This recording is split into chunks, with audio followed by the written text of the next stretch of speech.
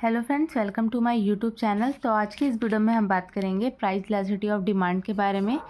Last class में मैंने आपको यहाँ पे प्राइस इलास्टिसिटी ऑफ डिमांड का टॉपिक यहाँ पे स्टार्ट करवाया था, जिसके अंदर हमें यहाँ पे इलास्टिसिटी ऑफ डिमांड जो है वो दिया जाता है और डिमांड फंक्शन हमें यहाँ पे निकालना पड़ता है। इस क्वेश्चन में हमें यहाँ पे इलास्टिसिटी ऑफ डिमांड दिया गया है, डिमांड फंक्शन हमें फाइंड करना है, एक्स और वाई की यहाँ पे हमें वैल्यू गिवन है। तो इसको हम सॉल्व करते हैं। ये आपका एग्जाम्पल बिल्कुल लास्ट क्वेश्चन की तरह सॉल्व होगा, एग्जाम्पल नंबर 25 की तरह। एग्जाम्पल नंबर 26 ये आपका होमवर्क क्वेश्चन था, इसको आप सॉल्व कर सकते हैं।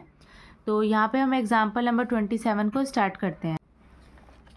यहाँ पे हमें क्वेश्चन के अंदर फंक्शन गिवन है, एक्स और वाई की वैल्यू गिवन है। तो हम यहाँ पे इस फंक्शन को यहाँ पे पुट कर देंगे, y is equals to f x. यहाँ पे हमारा फॉर्मूला हो जाएगा x upon y dy by d x. अब यहाँ पे हम इसको इक्वल पुट कर देंगे इस फंक्शन के। तो ये फंक्शन था हमारा 3x upon x minus 1 x plus 2। अब यहाँ पे हम y वाली टर्म को एक साइड ले जाएंगे और x वाली टर्म को एक साइड पे। यहाँ पे आपका बच जाएगा dy बाई डी एक्स। दूसरी साइड हमारा बच जाएगा 3x upon x x minus 1 x plus 2 D x. अब यहाँ पे x वाली टर्म x के साथ में कैंसिल हो जाएगी और यहाँ पे जो आपका 3 है, जब आप 0 के साथ में से डिवाइड करेंगे तो ये आपका 0 बन जाएगा। अब यहाँ पे ये जो टर्म आपकी प्लस के अंदर है, दूसरी साइड लेके जाएंगे तो ये नेगेटिव हो जाएगी। तो यहाँ पे आ जाएगा dy बाई डी वाई। इसके बाद में ये आ जाएगा आपका माइनस 3 हमने कैंसिल कर दिया, ये हो जाएगा आपका dx upon x minus 1 x plus 2 is equals to 0। अब ये आपको मैंने लास्ट क्लास के अंदर ही बताया था, जब भी आपके पास इस टर्म हो, आपकी इस टाइप की टर्म जो है वो गिवन हो, तो यहाँ पे हम इसको स्प्लिट करके इसके बाद में इसका इंटीग्रेशन जो है वो पॉसिबल है। तो इस टर्म को हम यहाँ पे स्प्लिट कर देंगे और इसके बाद में इसका यहाँ पे इंटीग्रेशन करेंगे। यहाँ पे जो हमारी टर्म गिवन थी, यहाँ पे हमने उसको स्प्लिट कर दिया और इसके बाद में यहाँ पे स्प्लिट करने के बाद में अब इसका यहाँ पे इंटीग्रेशन कर देंगे। तो ये बन जाएगा log y plus log x plus 2 minus log x minus 1 is equals to log k।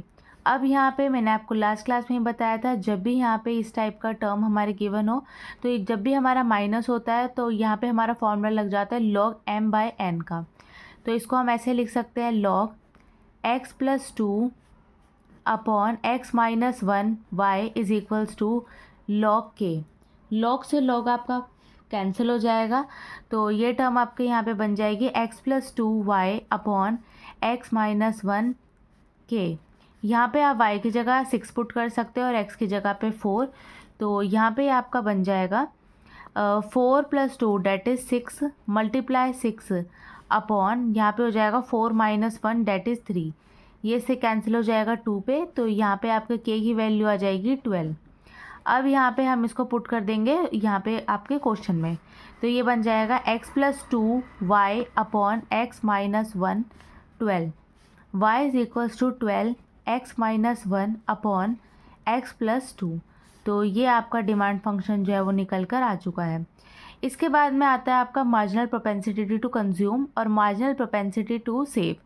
तो इस टाइप के क्वेश्चंस को हम सॉल्व करते हैं, जहाँ पे आपका MPC दिया होता है और उसको हम कंजम्पशन और इनकम फंक्शन से वहाँ पे सॉल्व करेंगे।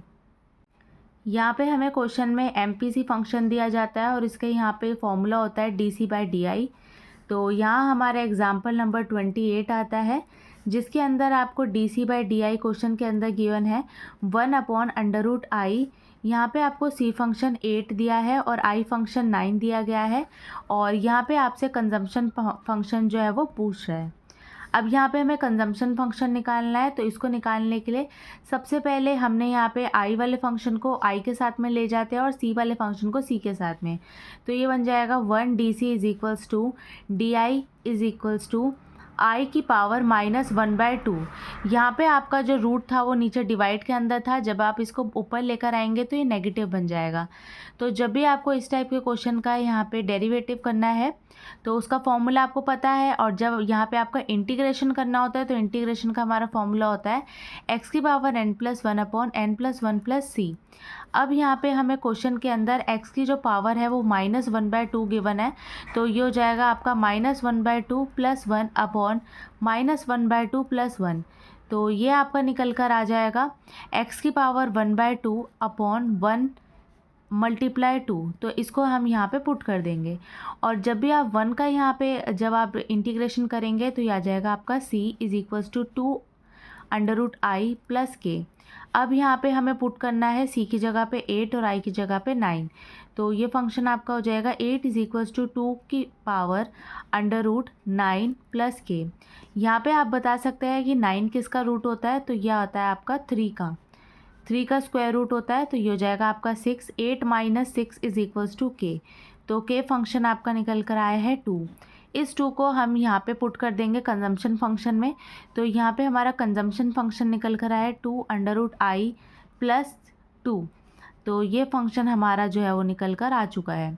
इसके बाद में आपका आता है एग्जाम्पल नंबर 29, जो आपका मार्जिनल प्रोपेंसिटी टू सेव से आपका रिलेटेड है। यहाँ पे इसका फॉर्मूला जो था वो था dc/di। Marginal propensity to save का आपका फॉर्मूला होता है ds बाय, यहाँ पे आपका फॉर्मूला आएगा ds/di। तो सिर्फ यहाँ पे s लग जाता है सेव के अंदर और कंजम्पशन में आपका c फंक्शन लग जाएगा। तो हम एग्जाम्पल नंबर 29 को सॉल्व करते हैं। एग्जाम्पल नंबर 28 आपका मार्जिनल प्रोपेंसिटी टू कंज्यूम से था, आप इसे देख सकते हैं। ये हमने अभी भी सॉल्व किया है। और एग्जाम्पल नंबर 29 के अंदर यहाँ पे आपको सेव फंक्शन निकालना है और यहाँ पे आपको MPS गिवन है, s की वैल्यू और i की वैल्यू दी गई है, जिससे आप यहाँ पे कांस्टेंट फंक्शन को निकाल सकते हैं। तो अभी हम यहाँ पे एग्जाम्पल नंबर 29 को सॉल्व करते हैं।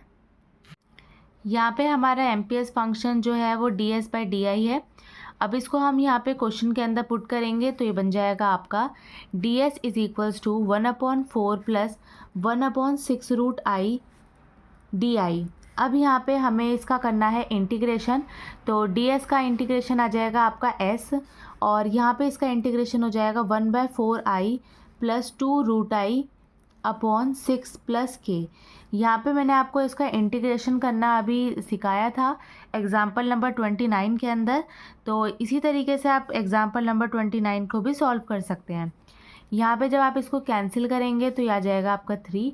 तो ये हो जाएगा आपका i/4 plus root i/3 plus k. यहाँ पे आपको s की जगह पे 12 और i की जगह पे 25 इसको पुट करना है। तो ये आपका बन जाएगा s is equals to, s की जगह पे आप यहाँ पे पुट कर देंगे 12 is equals to 25/4 plus 5/3 plus k. अब यहाँ पे आप जब इसका एलसीएम लेंगे तो ये आ जाएगा आपका 12 75 प्लस 20 प्लस के।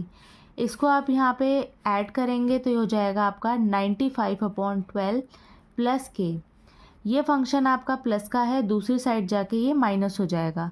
तो ये आ जाएगा आपका 12 माइनस 95/12 इज़ इक्वल्स टू के। जब आप इसका एलसीएम लेंगे तो ये आ जाएगा 144। यहाँ पे आपका बन जाएगा एलसीएम आएगा 12 और 12 की जब आप यहाँ पे मल्टीप्लाई करेंगे तो आ जाएगा 144 माइनस यहाँ पे आ जाएगा आपका 95 इज़ इक्वल्स टू के। तो इसको माइनस करेंगे तो आ जाएगा 49/12। तो ये आपका कांस्टेंट फंक्शन जो है वो निकल कर आ चुका है।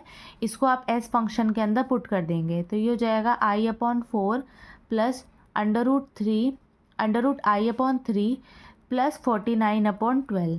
तो इस तरीके से आपको MPC और MPS के क्वेश्चंस को सॉल्व करना है और साथ में प्राइस इलास्टिसिटी ऑफ डिमांड के क्वेश्चंस को कैसे सॉल्व करना है वो यहाँ पे हमने आज की वीडियो में देखा है। इसके बाद में यहाँ पे आती है आपकी एक्सरसाइज नंबर 10.4। फर्स्ट क्वेश्चन के अंदर यहाँ पे आपको प्राइस इलास्टिसिटी ऑफ डिमांड दिया गया है और आपको डिमांड फंक्शंस को निकालना है। यहाँ पे आप डिमांड फंक्शन निकालेंगे स्टार्टिंग के क्वेश्चंस के अंदर, ये आप देख सकते हैं। एग्जाम्पल नंबर 7 के अंदर यहाँ पे आपको कॉस्ट फंक्शन गिवन है और 8th क्वेश्चन के अंदर यहाँ पे आपको XY की टर्म में गिवन है। इसके बाद में ये जो आपके लास्ट के 3 एग्जाम्पल है 9, 10 और 11, ये क्वेश्चन आपके MPC और MPS से रिलेटेड है। लास्ट क्वेश्चन जो है हमने बिल्कुल सेम इसी टाइप का एग्जाम्पल जो है 29 के अंदर किया है। इसके अंदर सिर्फ जो हमारी S की वैल्यू थी वो 12 गिवन थी और बाकी सेम क्वेश्चन वही है। तो इसको आप सॉल्व कर सकते हैं, ये आप एक आंसर्स इसके देख सकते हैं। तो इस तरीके से यहाँ पे आपके जो एक्सरसाइज है 10.4 वो कंप्लीट हो जाती है। नेक्स्ट क्लास में हम यहाँ पे लास्ट टॉपिक को कंप्लीट करेंगे, कंज्यूमर सरप्लस और प्रोड्यूसर सरप्लस को। तो ये हम नेक्स्ट वीडियो में करेंगे। आज की वीडियो में बस इतना ही। वीडियो अच्छी लगी हो तो प्लीज़ लाइक करें, चैनल पे नए हो तो आप सब्सक्राइब करें और आप मेरी वीडियो को ज़्यादा से ज़्यादा शेयर करें। Thank you so much for watching.